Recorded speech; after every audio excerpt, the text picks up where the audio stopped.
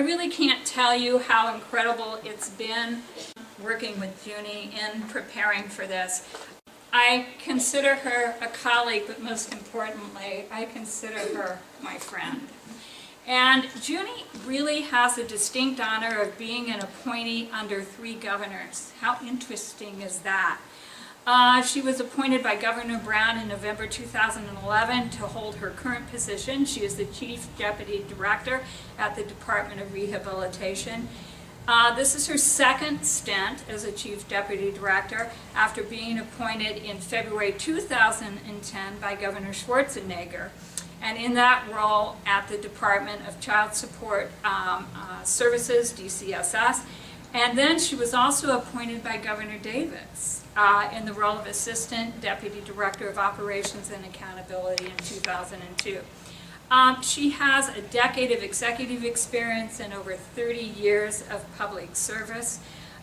She considers she's got a rare talent for forming dynamic and successful administrative leadership. She possesses very strong personal and workplace values for customer service, collaboration, communication, honesty, and just doing the right thing. You know, and working with Juney, a couple of things came to mind. I love quotes. And for me, I've lived by Gandhi, you must be the change you choose to see in the world. And for me, that's who Juney is. She walks her talk. She is the change that she wants to see happen in her world. And there's another one that I'm going to paraphrase from Steve Jobs, and it's following your gut and following your instinct in your heart, for it already knows what you truly want to become. She has become who she is in the world. And so for all of you, as you're looking at her tonight as an example of leadership, what we hope to find from all of you is that it's not a matter of teaching and learning, it's an act of being. And so to me, we couldn't have a better person conclude 2013 than Juney Lee. It's with love and honor that I introduce Juney Lee.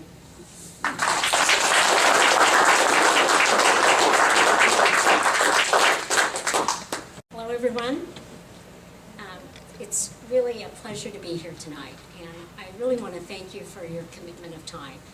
The day's been really long, and it's been, I don't know for you, but it's been a really busy time in state government. So I so appreciate your taking the time, making a commitment to have this conversation about leadership.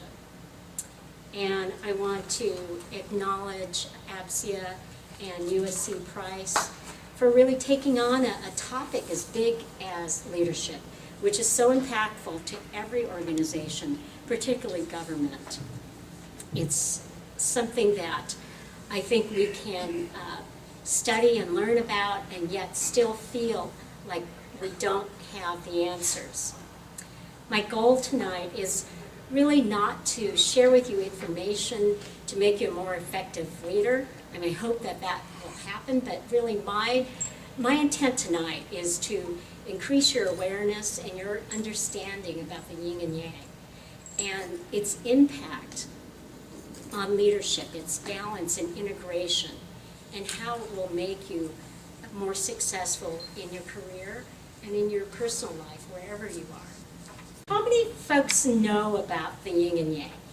Raise your hands. So you're part of billions of people that know about the yin and yang and the Chinese philosophy that it represents. The yin and yang, so let me describe it for you. It's a circle, and on one side it's black, on the other side it's white. It's divided down the center, and I describe it as an elongated backward S. Okay, kind of for you that cannot see the slide, try to imagine that. On the dark side, that is yin.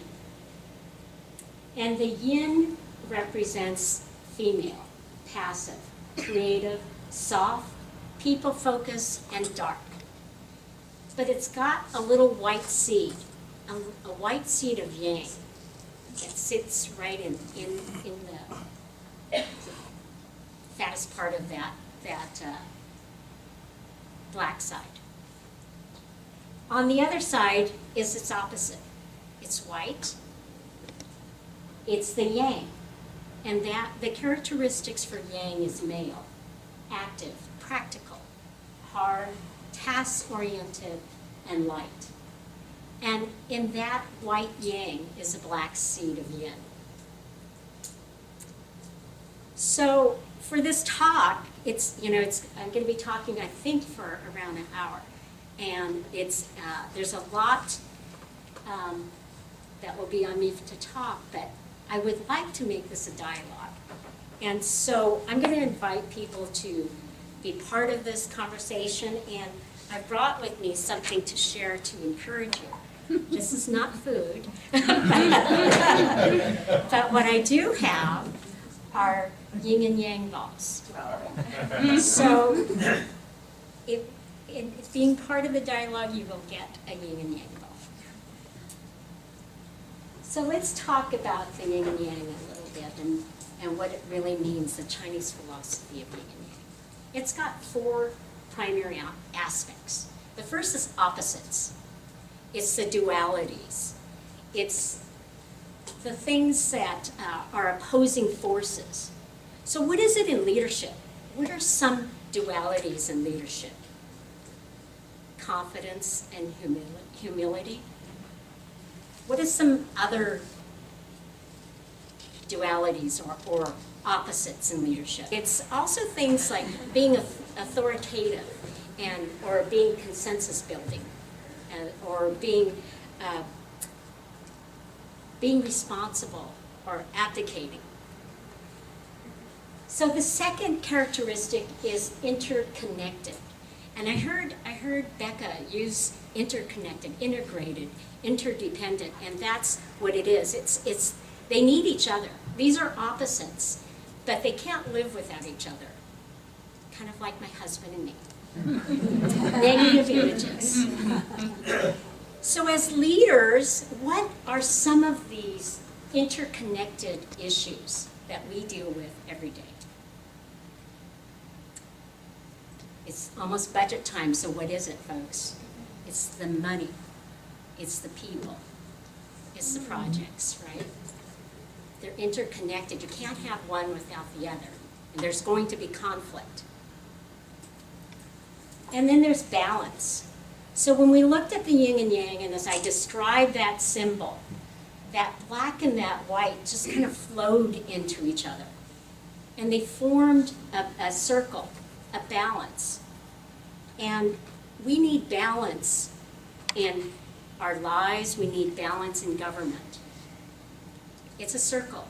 So you have people, they're affected by the dollars. The dollars are affected by priorities. But the priorities have to go back to the people. So you've got this circle. You've got this balance. And then the final thing is the yin and yang in Chinese philosophy explains everything. Everything in life. And everything in leadership.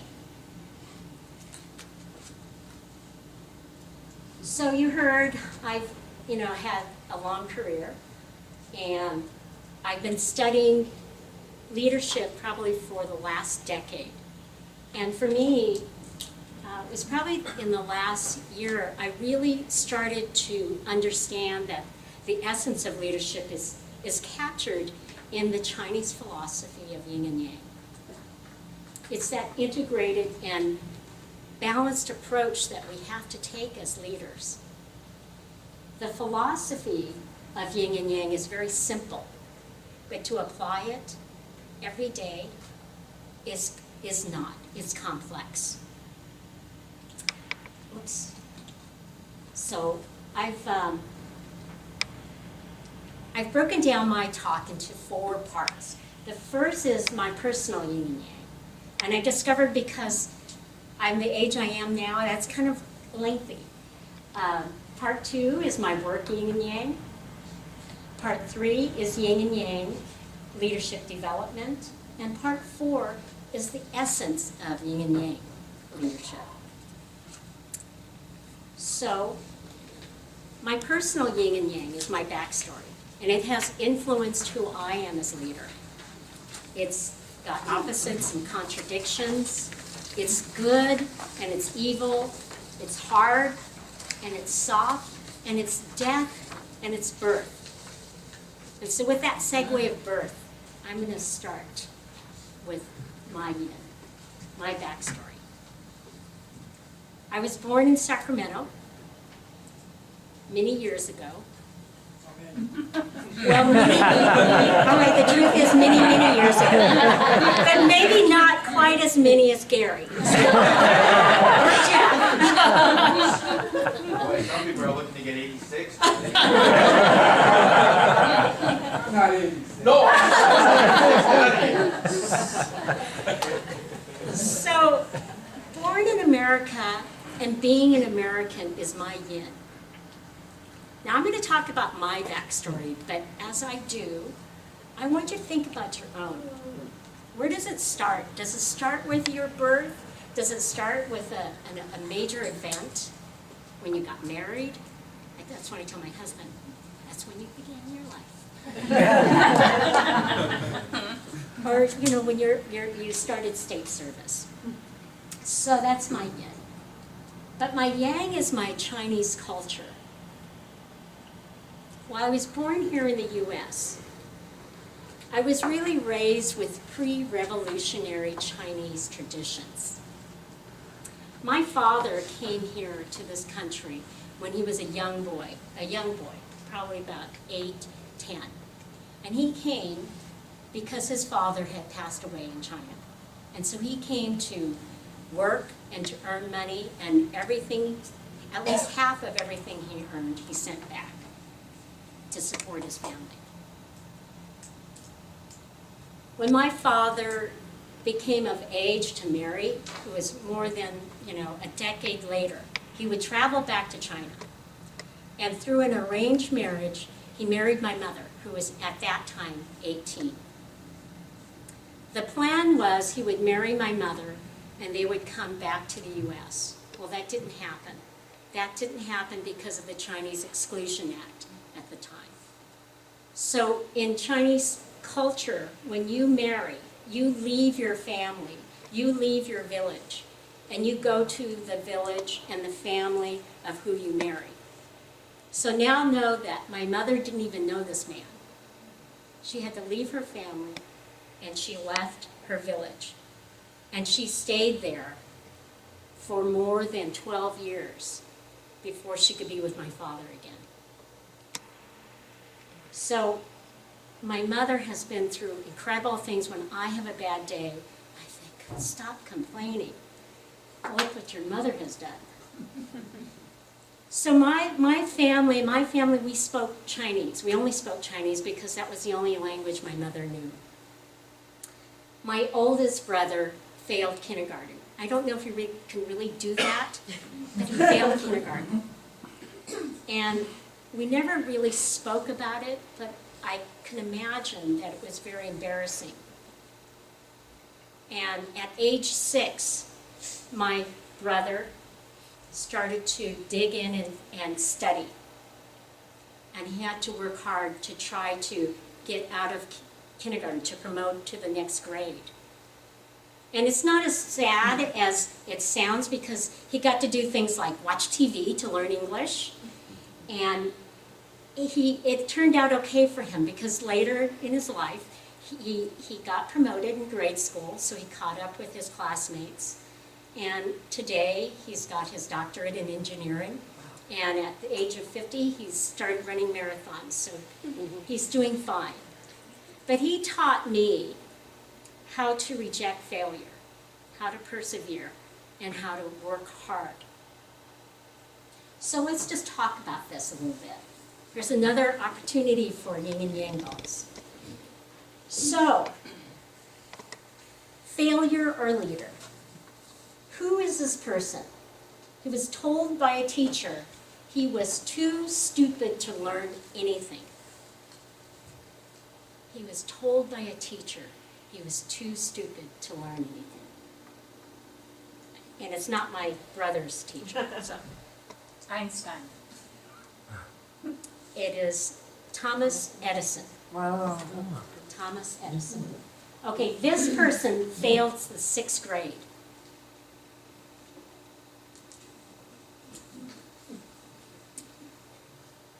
Failed the 6th grade. Anyone want to admit to it? Winston?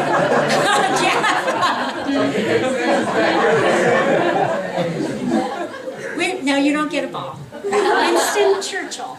Winston Churchill. Okay, and this person wasn't able to speak until he was almost 4 years old. And his teacher said he would never amount to much. You know this one. Who said that? Einstein? Yes. Who gets a ball? Raise your hand. Oh, okay, Jake, gotta- catch you us. gotta No, no, Terry's gonna catch this and send it back to God. Okay, and this last one was told by a music teacher, as a composer, he is hopeless.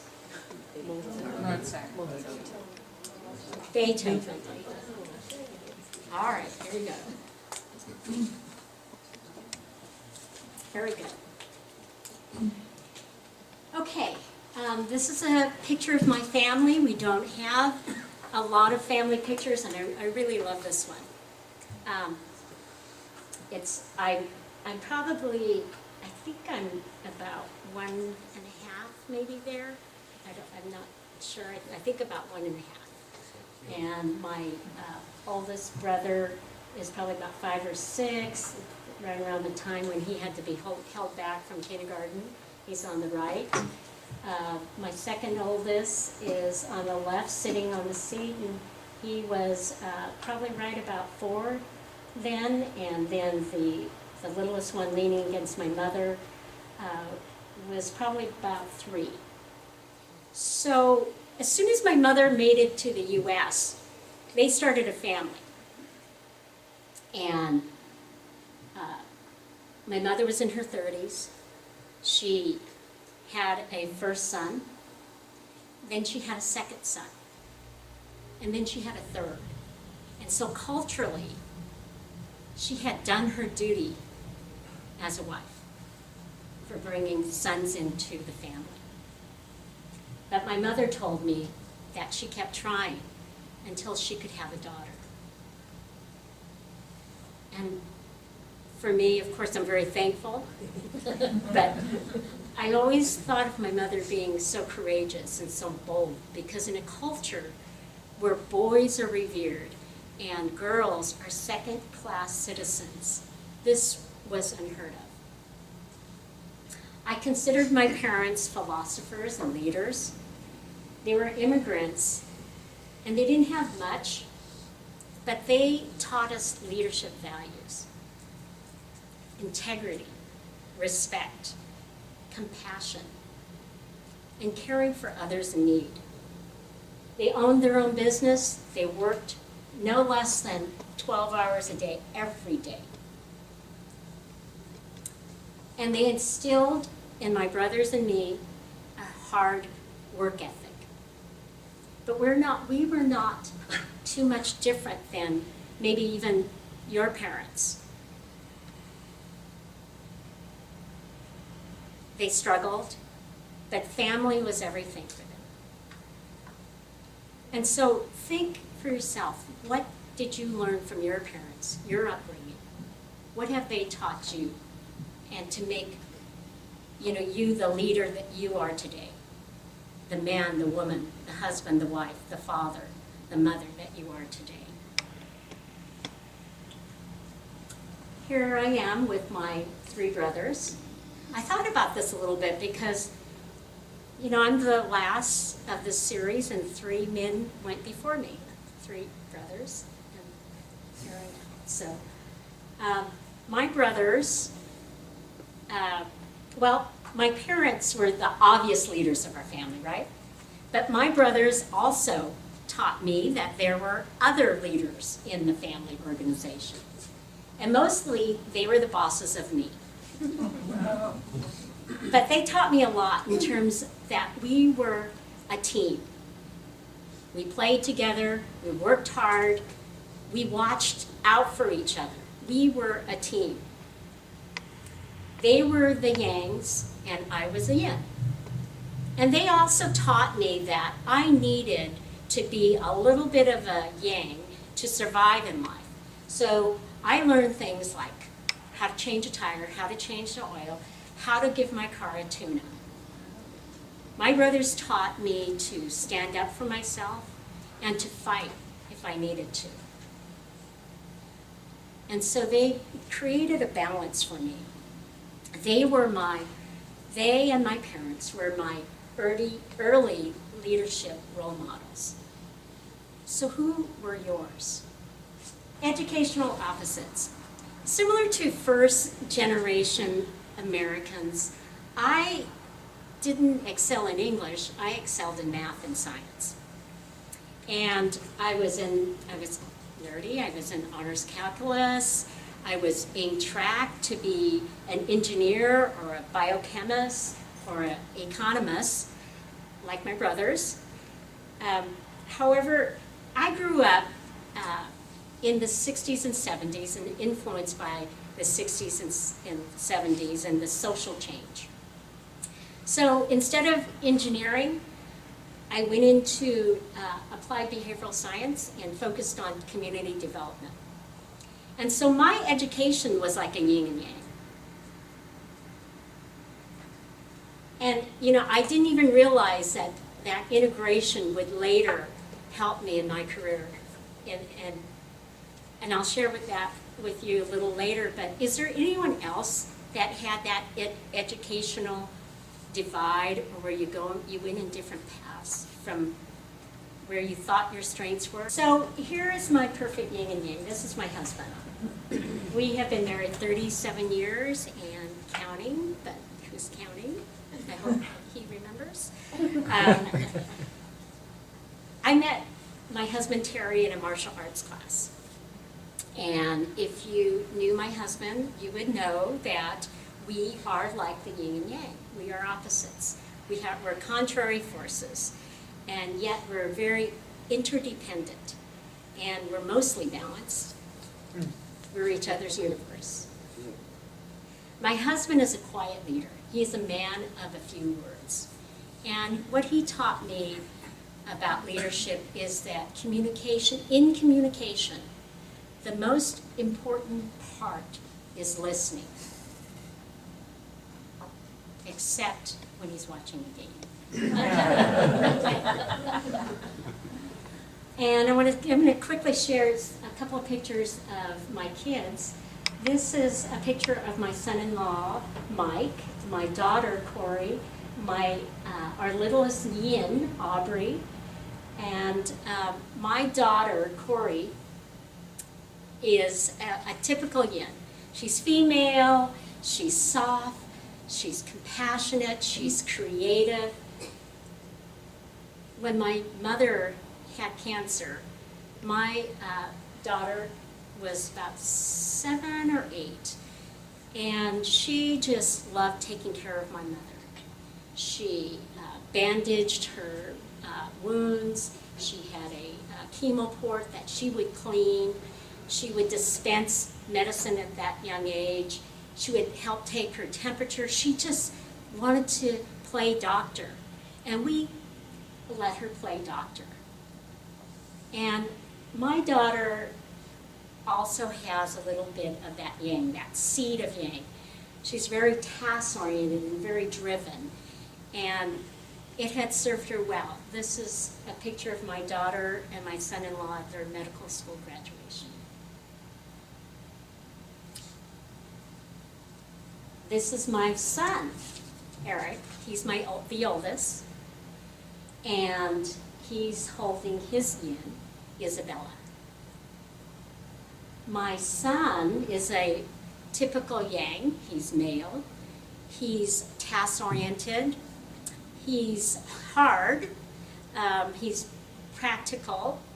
He's very active.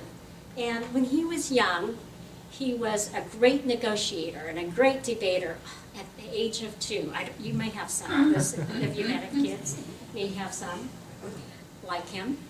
And he found his perfect career. My son is an attorney. That's his graduation, University of Michigan. And I'm afraid, when I was going to share the two pictures of my kids and tell you their history, I was thinking, okay, right about now, some of you guys are thinking Tiger Mom. I'm not. Really, their successes and their failures really is all contributed to them and who they are. What I have learned, though, is that they're adults now, is, I can't really have conversations about medicine or law with them. But what we do end up having conversations about is their day, their relationships. And what I've learned is, okay, they're around the best and the brightest in the world, right? They're all these attorneys and these doctors, and they should not have a problem with leadership. But, oh my gosh, there is no guarantee that training makes for a good leader. They have the same issues of decision-making, ethics, communication. And so where we don't have the talks about really their trade, we do have talks about leadership. And I've learned a lot from my kids. My family has given me balance because, you know a little bit about my career and you'll know a little more, but I tend to be a little bit of a workaholic, maybe like some of you, Paulette. And my family really, they help balance me. They set my priorities and really make me understand what life and work should be. So part 2, my work yin and yang. Part 2 has the seeds of my personal yin and yang, my backstory, my life growing up. And here's a picture of me at my first state job. It's the 80s. I have an 80s hairdo. And I hate to say that was probably a good hair day.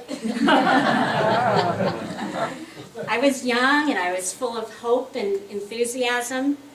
And I chose to enter public service. I chose because I was influenced by witnessing some of the societal challenges that my family had to go through. And also I was sparked by the movement, the civil rights movement. That may be the case for some of you. Because my family had faced discrimination and there was limited access and inequality in their lives, I really wanted a job where I could be part of making the world a little better place. And so I really looked through all of the state jobs, and I chose this department. It was a perfect fit. The Department of Rehabilitation, not corrections and rehabilitation, but the Department of Rehabilitation works with people with disabilities to obtain employment, independence, and equality. It was a perfect fit.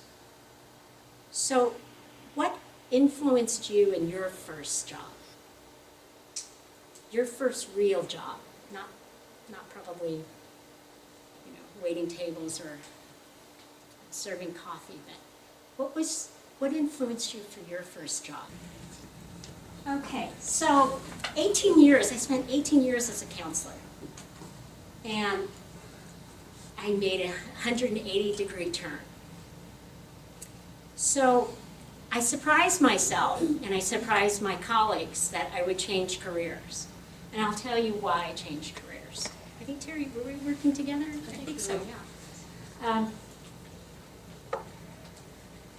I was in a department where we provide services to thousands of individuals that they need the services anywhere from training to counseling to books, supplies, transportation, so that they could get into work. These are people with significant disabilities. And what happened was we, the counselors in the field, and working with our caseloads, our central office would send notices and say, we're shutting the doors. Shutting the doors means they stopped services. So this kept going on and off as much as 4 times in a year. So you would have waiting lists, thousands of people on waiting lists. Things were just not working. And this is a time when there was not a budget deficit. So what was going on? I became extremely critical of our central office. And so, this quote, if you have no will to change it, you have no right to criticize it. So I knew I had to do more than just criticize. So a job came up in our central office, in the budget office, in forecasting. And I said, I'm going to take that job. I'm going to go after that job. And I'm going to do something about it because these people don't know what they're doing. They don't know the impact that they're having. So I went from a counselor to becoming a budget analyst. And I had to do more than just criticize. I want to quote someone else too. It's my director. He's my wise and wonderful director, Tony Sauer. And he said, probably one of the first times when I met him, he said, if you aren't the solution, you are the problem. So I chose to be the solution. So as leaders, we have a responsibility to do more than to just criticize. We have to do something. So does anyone want to share something that, when you've made that decision to not criticize, but to try to be part of a solution? I just Gary? want to provide the other side of the story about from the budget stuff. So I was in budgets at the time we were closing and opening the doors, and when we thought we had it all in balance, here goes the field putting 15,000 people into plan in a month. And so then that blew the budget out all the way. We had to close the doors again. So there's your yin and yang side of that story that, that one side is blaming the other side and we're blaming the field from the budget shop. So That's right. That's right. Jake, you don't get a second ball. Oh, but sorry. Go ahead. No, it's really interesting to think about that, the idea of going from criticizing to doing something about it. Because, when the furloughs were hitting a few years ago, I know I was going through sort of that personal, like, oh my gosh, what am I going to do? Because my finances were such that the furloughs were not good news at all. I don't think they were for anybody. But it was about the time that I became really active in ACSED and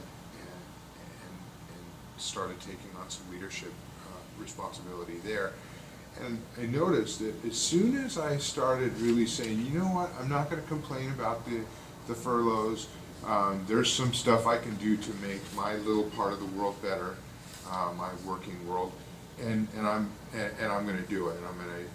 I'm going to take some things on that he's doing and add some value to the lives around me. And it just was a really energizing experience. And it's going to sound really corny, but my days were a lot brighter after I made that decision and started to move forward. So I didn't really frame it in those terms. Like, I didn't really know that, like, I just kind of thought of it in terms of, let's get rid of some of this negativity and let's move towards some positive things that we can do. And I encourage it. It certainly was a great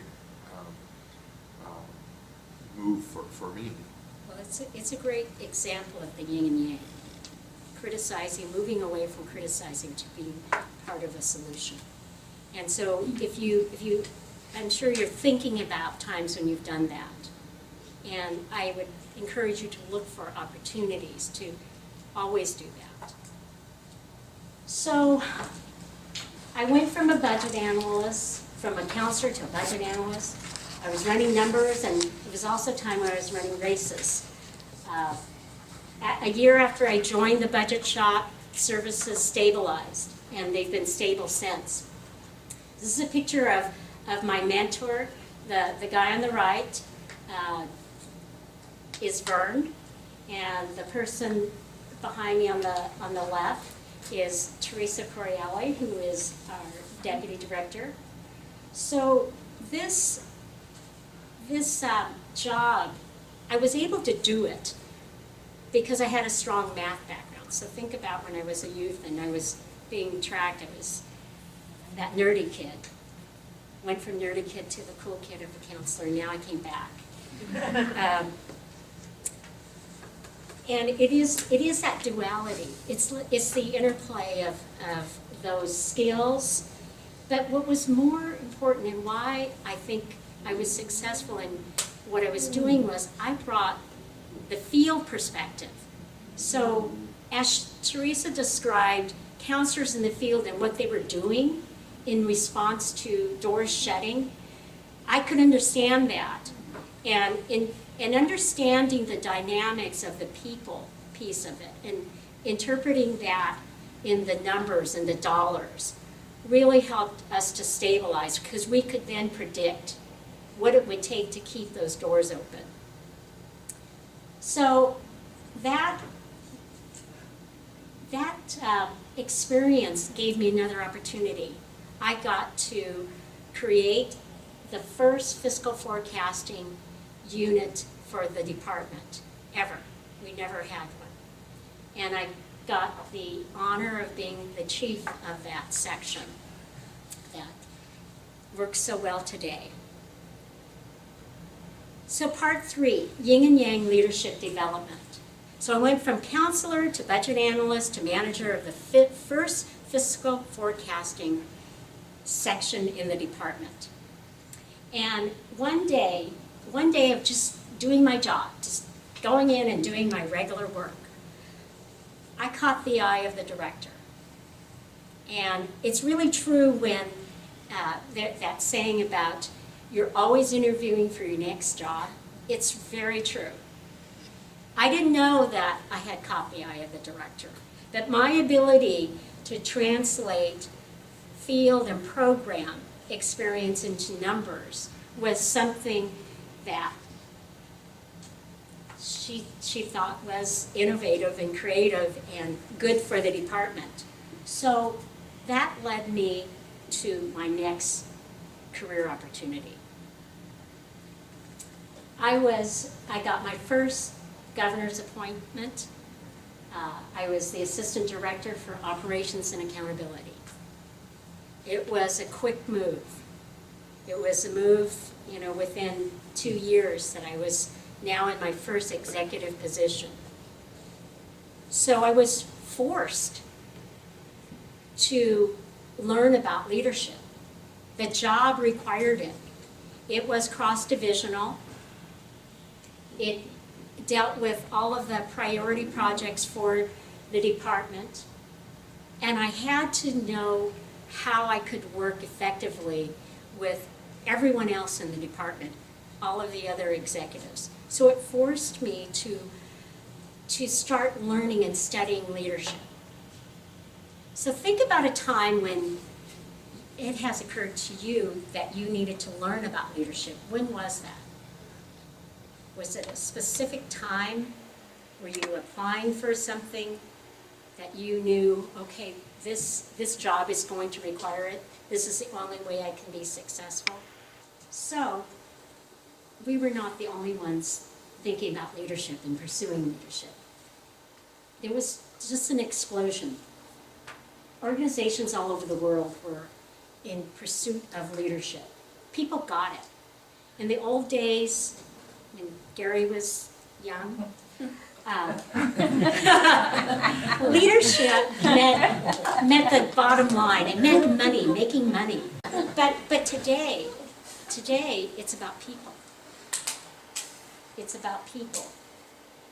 And Jeff, you know that when it involves people, it gets complicated. So we in government, I think in the last 5-10 years, we've probably had the toughest times. We've had biggest budget deficit that we've seen ever.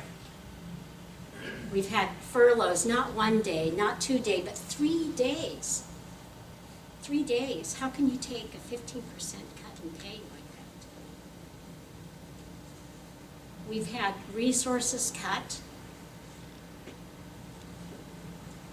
We've had services and programs cut. We've had a hard time. So what did we do?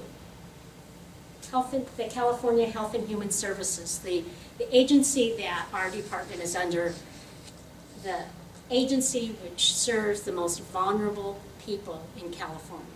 What did they do? They started to, about 5 years ago, they started to identify the leadership competencies that would be needed for government employees for success. And so they developed this, the leadership competency model. It's a wheel, and the wheel is divided into 6 parts. The 6 parts is communication, teamwork, knowledge base, decision-making, customer service, and personal leadership. That wheel helped guide me in my leadership development. And I'm really proud today because I walk through my department and I see that wheel posted up in the cubicles and the offices of many of our leaders. They started an academy, the Leadership Development Academy, which is still in place today.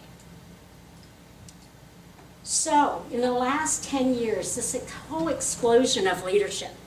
So how many books have been written? I have on this slide, a number of books that I've read, maybe not all of them, some of them I've read a couple of times. But anyone guess how many books have been written in the last 10 years?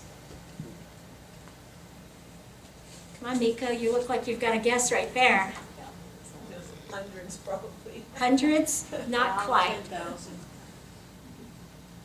Anyone guess? More than hundreds. 25,000.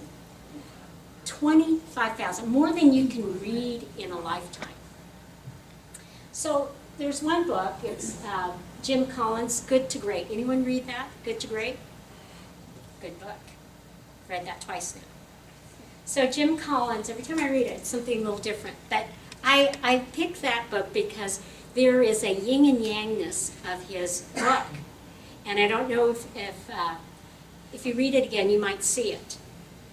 He talks about leadership, and he talks about level 5 leadership. And level 5 leadership is the peak, right? He's not the only one that talks about level 5 leadership. There's others. John Maxwell talks about it. And Dave Logan, Tribal Leadership, talks about level 5. But what I like about what Jim Collins' book said is that there is this duality in leadership, in successful leadership, that you have to have the qualities of ambition along with humility to be a successful leader. And that the successful leader has to have an ego, but the ego can't be for self, it's for the organization. So you're giving to the organization, but you still have an ego. This is the yin and yang of what he talks about. He talks about moving an organization from good to great, using those dynamics of yin and yang, not in those words, but in the terms, in those understanding that there is that balance. So in my pursuit of leadership training, I've read books, I've attended leadership trainings, I've carefully chosen my role models for leadership, and I just know that leadership is complex. At this time, something else was going to happen to me again. And ready or not, my career was going to change again. And you could say it was either charmed or cursed, depending on when you talked about it. But I was given an opportunity to be the admin deputy for the department. And it was that opportunity came in less than 1 year after my first executive appointment. So I was going from the frying pan into the fire. And I did not know it would test my leadership ability beyond my imagination. The first 2 years of my career as an admin deputy were probably the worst in my life. I inherited staff, some of which competed for that job, that did not feel that I should be in that position. Many of those managers, if I think back, I think all of those managers that I supervised left the department. I knew that I owned some of that as an inexperienced leader, but some of it I couldn't control. Some of it, there was nothing I could do. During those first 2 years, there were so many days that I just felt like I wanted to give up. That I didn't have what I needed to have to be a leader. But just like my brother, when he was age 6 and failed kindergarten,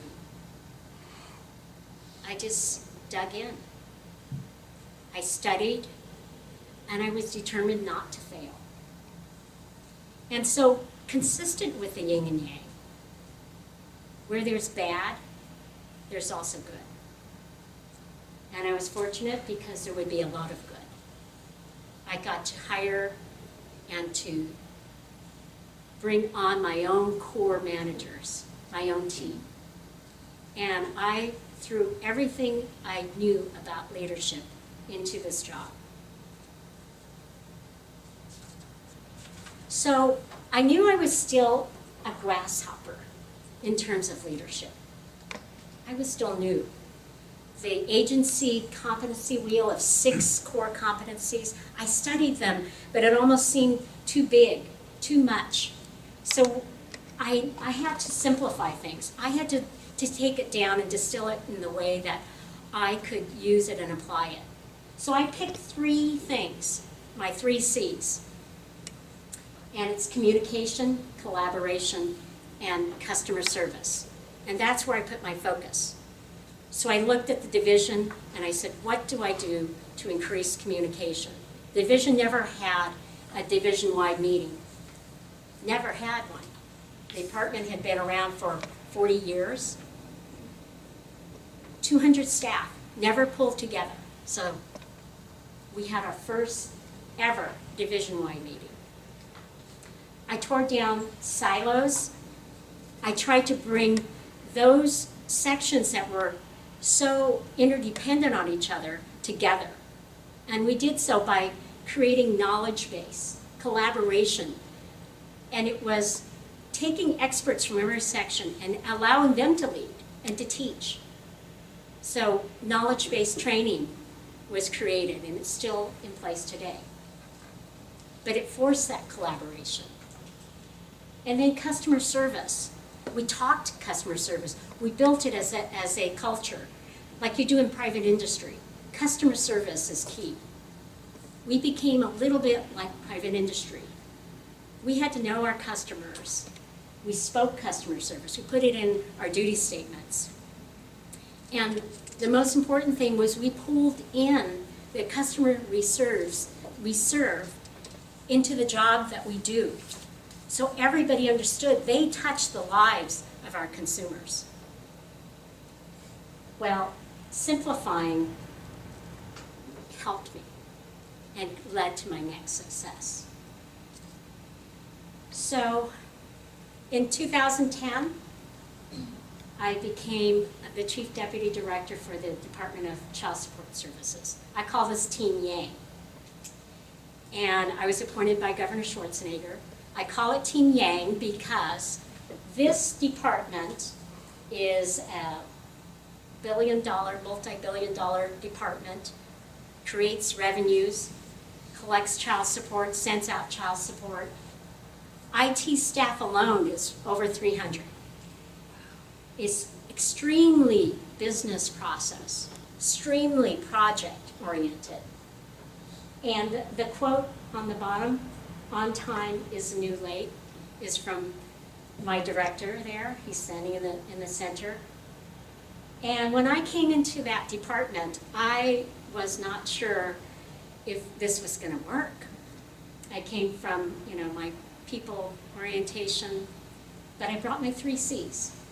So I brought the 3 C's into the organization. We broadened communication. This is a business organization, yet didn't do well in terms of broad communication. Worked kind of in silos. So that was the first thing, was try to break down the silos, have common ground themes. We called it common ground issues, and started pulling people together that affected other people's jobs. But essentially applying those 3 C's again. My director was opposite of me. He was also an attorney, so he's very business process, and I was people.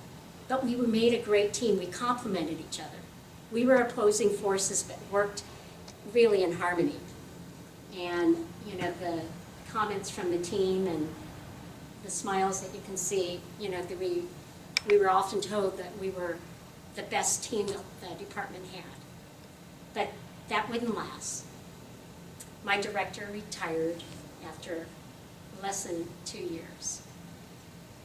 And it was quite devastating, but when one door shuts, another opens, or window, whatever that is. A position at the Department of Rehab for Chief Deputy opened. And so this is what I call my Team Yin. You'll see some of the folks from APSIA there, my director in the center. The Department of Rehabilitation is a great department. It is people-oriented, it is caring, it's respectful, it's inclusive, it's transparent. It's so great. It's so great. But, and here's the but. In terms of performance and what we did as an organization and as a program, we didn't do anything different than we did 10 years ago, 20 years ago, 30 years ago, 40, and we just celebrated our 50th anniversary. Oh, the Department of Rehab is the largest vocational rehabilitation program in the country. We're the largest, we're the biggest, we have the most money. But in terms of performance, we're in the bottom third. So coming into a department, coming back to my Yin department, I was really worried and agonized.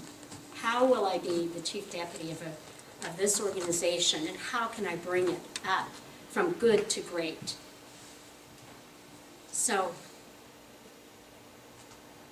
I recognize that when I left the Department of Child Support, a business-oriented department, and came back to the Department of Rehabilitation, a people one, that these were dualities. And these opposites were what was needed to make a successful organization. They were contradictory in terms of their focus, and it was in the context of yin and yang that I really understood that I needed a balance. I needed to bring that balance back to this organization to make it successful, to make it whole. And I had to create this organizational equilibrium where problems get solved for the good of the people. So part 4, the essence of Yin and Yang leadership.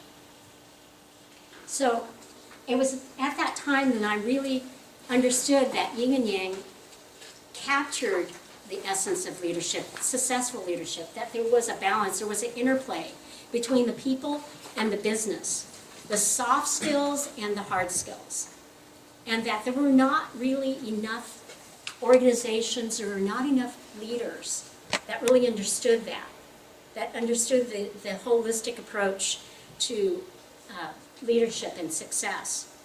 And so we have thousands of books. We had all of this training, and we had people talking about leadership, but why were people still having a hard time? When the rubber hit the road, and you had to apply leadership. Why was it not working in state government? So, we're going to have more yin and yang ball opportunities. So here's true or false. First question,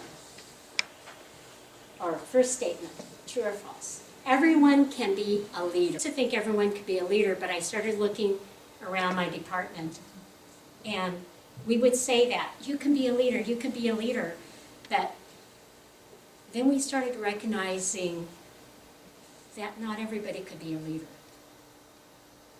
And I think that leadership requires a certain, first of all, desire. Not everybody wants to be a leader. So they're not going to be the role model. They don't want to be the one setting any pace or any tone. Also, you have to be willing to shoulder that responsibility of leadership. And I have found that not everybody is willing to shoulder that. So, although everyone has potential to be a leader, there are some that will never be a leader. And I think that that's part of what we need to recognize in our organizations. So number 2, leaders focus on doing the right thing, not doing things right. True. True. Anyone disagree? Okay, he gets involved. I would argue that leaders have to do both.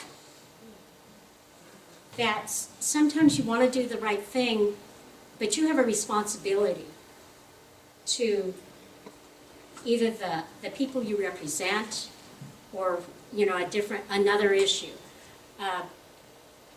I think about security, the IT security. So in our organization, where our ISO, our Information Security Officer, does a great job. Does such a great job that if he could, you would never turn on your computer during the day so that we would have no risks. But you have to have you have to be operational. You have functionality. So the right thing is not just to secure the system, but doing it right is finding that right balance. What is the right amount of risk that you can provide your organization while giving the organization the most freedom, the most functionality? So I think it's both. Okay, so the last one. Leaders are not managers. False. Who said false? Jake. Okay. Anyone else? Yes? False. Leaders are not managers. Leaders do provide a vision. They are the ones that inspire. They provide guidance to the managers, and managers have to implement. They have to make it work. They have to make that vision a reality. And so, coming back to the Yin and Yang organizations, if I was just going to describe the Department of Child Support Services, I would say, okay, they're all the ones that know how to make things work. They're the IT people, they're the project people, they're the hard business people. And if we look at the Department of Rehab, they're the people. They inspire the community, they inspire our legislators to do good. They set the vision for employment equality, independence. So they would be the leaders. So yet, our Yin organization, Department of Rehab, is in the bottom third. So why? So here is a picture of this person on a ball, and he's trying to find his balance. And Jason Heller, I don't know if anyone knows Jason Heller. He's a consultant for a IT firm, actually. And he talks about leadership skewed organization. He says this: Leadership skewed organizations have great vision but bad execution, including poor performance, limited processes, and a lack of tactical planning required to make the rubber meet the road.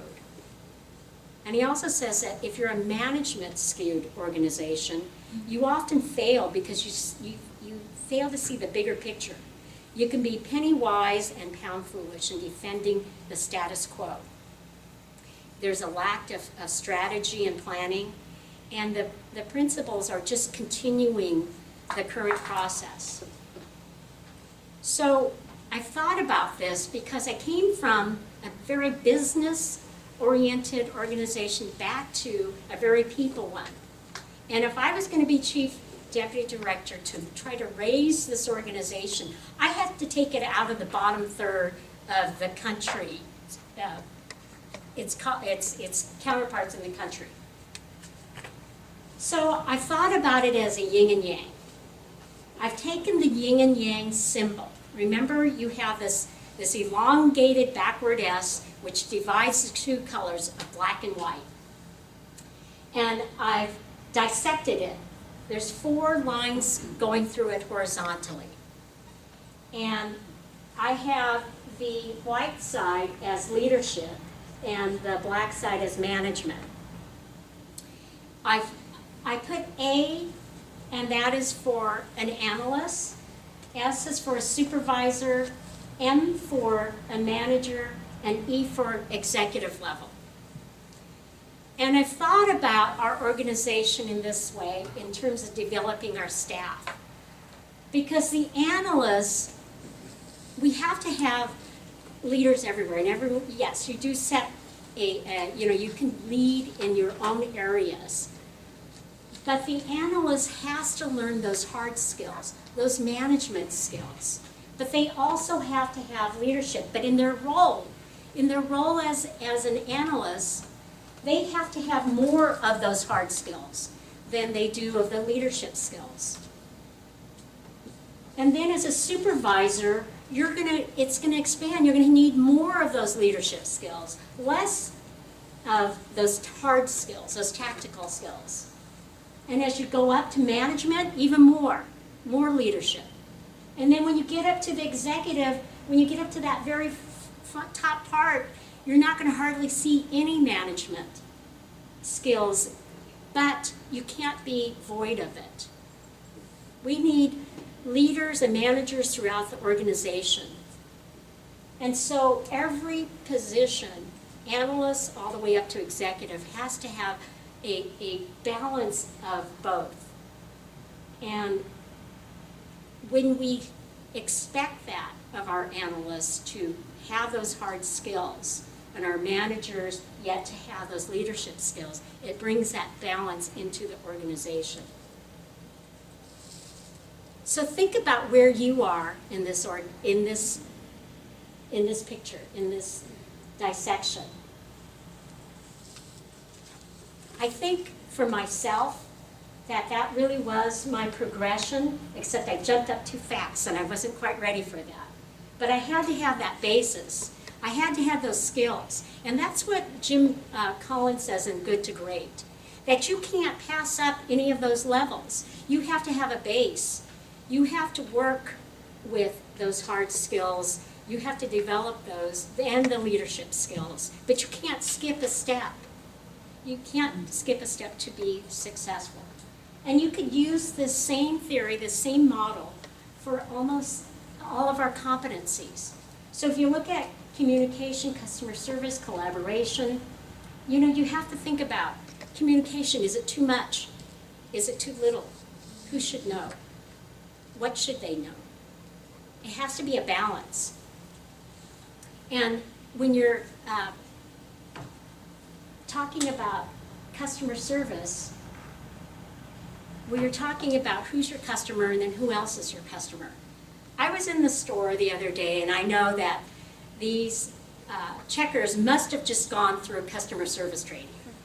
The reason why I know that is they were making such an effort to smile, to welcome everyone, and when you got up to the register to have a little chat, you've been in Rayleigh's, Bel Air, whatever, Safeway, whatever, They do that. Well, this checker was doing her thing in terms of customer service, but she was doing it too well. She was talking to that person in front of me way too long. I had to get out of there. And so I was being disenfranchised. She was giving good customer service, but she forgot who else is her customers. And that's something we have to remember. When we serve and we provide service to customers, who else do you need to think of? And when you're an administrator, especially in government, there's a tendency, especially in government because it's public service, you draw in advocates, you draw in people that have been advocates. But when you're an administrator, you can't wear your advocate hat. But in order for your mission to go forward and to work with your community, you have to understand, the needs of the advocates. But, sometimes I see too many leaders being advocates and it's career ending. You can't just be an administrator either because that's career ending because you need the support of your community. So you're going to have a balance. What is that balance? That is why it's so hard. Leadership is so hard. I spoke to no less than 10 chief deputies before I came tonight. And I said, tell me about, about your leadership. Is it easy or is it hard? Not a single one said that being a leader was easy. And, these were people that were leaders in higher positions than me. And so we all know that it is hard to, there is so much complexity. It's like the universe. So, the next slide. What is it? The yin and yang. This is a quote that I really, it really struck me. But it said leadership cannot really be taught. It can only be learned. Harold Juney. So what does that mean? I have a little picture of a guy kind of holding on to a baby, and I think we were just talking about kids learning how to walk. And it made me think about my granddaughter, and she just learned how to walk. And her process of learning that, first she had to kind of watch someone walk, her parents and other kids. And then she had to have, the desire. She wanted, did she want to walk? And she had to have the skills, the muscle control. And then, she fell. And it was very sad. She hurt, she cried, she became frustrated sometimes. And then sometimes we thought, okay, she's never going to walk because she's just not liking this. But somehow she found her ability. And she found her balance. And that's what we need to do as leaders. We need to find our balance to be successful. So when we talk about the things that we want to do, the competencies that we want to grow in ourselves, such as, communication, you have to think through it. How do I communicate? Who do I communicate? How much? Okay, so am I going to be able to make this work? So this is my granddaughter, our littlest Yin, a picture of her, and this is her first steps. And I think if you click on the picture. Get him. Go get him. Go get him. Nice and easy. That's it. One at a time. That's it. That's it. Oh my goodness. That is good, baby. Yay!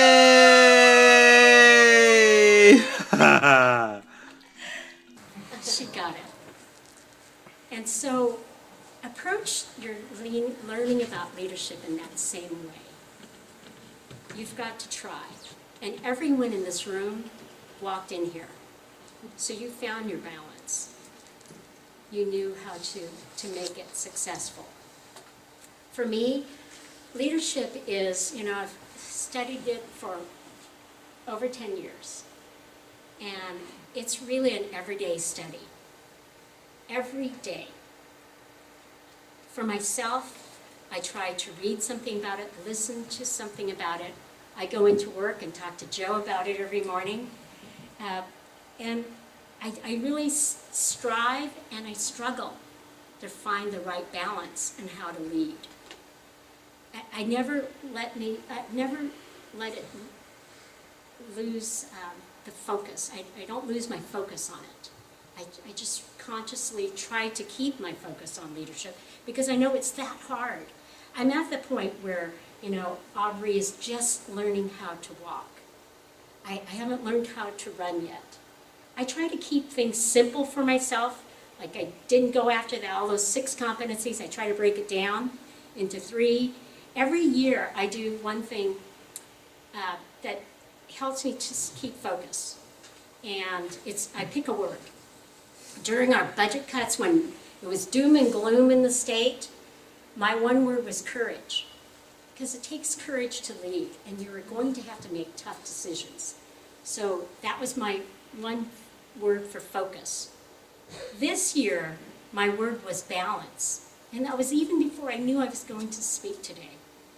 So it's just very appropriate to talk about the yin and yang, to talk about the balance. And so here are my last words.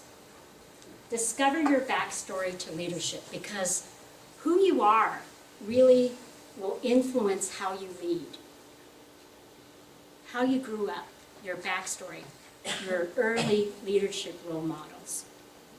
For me, it was my parents, my brothers.